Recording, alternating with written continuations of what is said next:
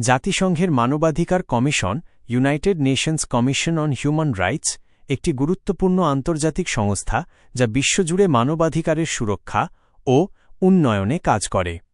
এটি ১৯৪৬ সালে জাতিসংঘের অর্থনৈতিক ও সামাজিক পরিষদের ইকোনমিক অ্যান্ড সোশ্যাল কাউন্সিল একটি কার্যকরী কমিশন হিসেবে প্রতিষ্ঠিত হয়েছিল। প্রতিষ্ঠা ও কার্যকারিতা। প্রতিষ্ঠাকালীন সময়ে এই কমিশন মানবাধিকারের সার্বজনীন ঘোষণাপত্র universal declaration of human rights প্রণয়নে গুরুত্বপূর্ণ ভূমিকা রাখে।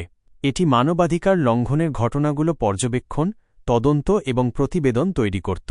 বিভিন্ন দেশে মানবাধিকার পরিস্থিতির উন্নতির জন্য সুপারিশ প্রদান করত। পরিবর্তন। ২০০৬ সালে জাতিসংঘ সাধারণ পরিষদ মানবাধিকার কমিশনের পরিবর্তে একটি নতুন সংস্থা জাতিসংঘ মানবাধিকার council United Nations human rights council প্রতিষ্ঠা করে। এই নতুন কাউন্সিল আগের কমিশনের দুর্বলতাগুলো দূর করতে এবং এর কার্যকারিতাকে আরও শক্তিশালী করতে তৈরি করা হয়েছিল। জাতিসংঘ মানবাধিকার কাউন্সিলের কিছু মূল দিক। সদস্য সংখ্যা। এর ৪৭টি সদস্য রাষ্ট্র রয়েছে যারা ৩ বছরের জন্য নির্বাচিত হয়। সদর দপ্তর। এটি সুইজারল্যান্ডের জেনেভায় অবস্থিত। প্রধান কাজ। এটি সারা বছর বিভিন্ন মানবাধিকার পরিস্থিতি নিয়ে আলোচনা ও পর্যালোচনা করে।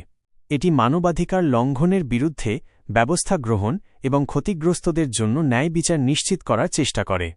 সার্বজনীন পর্যায়ক্রমিক পর্যালোচনা ইউনিভার্সাল পিরিয়ডিক রিভিউ ইউপিআর। এটি একটি অনন্য প্রক্রিয়া যার মাধ্যমে সমস্ত সদস্য রাষ্ট্রের মানবাধিকার পরিস্থিতি পর্যায়ক্রমে পর্যালোচনা করা হয়। বর্তমানে জাতিসংঘের মানবাধিকার কমিশন নামে কোনো সংস্থা নেই।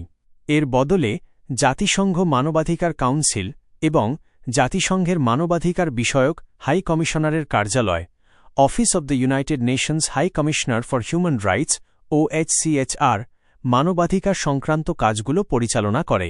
OHCHR হল জাতিসংঘের একটি বিভাগ যা মানবাধিকারের প্রচার ও সুরক্ষায় কাজ করে। সাম্প্রতিক তথ্যানুসারে ঢাকায় জাতিসংঘের মানবাধিকার বিষয়ক হাই কমিশনারের কার্যালয় office of the United Nations high commissioner for human rights OHCHR একটি ৩ বছর মেয়াদী মিশন চালু করেছে।